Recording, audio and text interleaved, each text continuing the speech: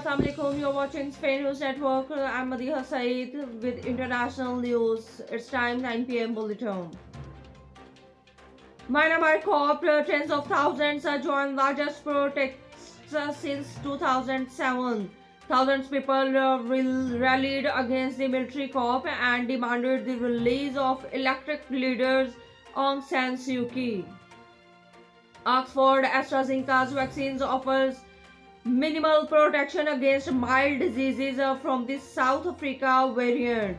Scientists say early trials suggest more than 12 million people in the UK have now had at least one dose of COVID vaccine.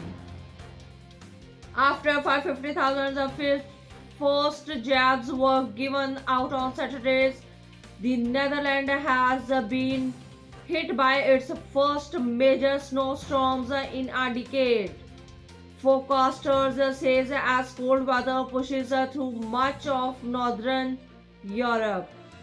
4 skiers have been killed following an avalanche at a popular recreation area in the US states of Utah, officials says.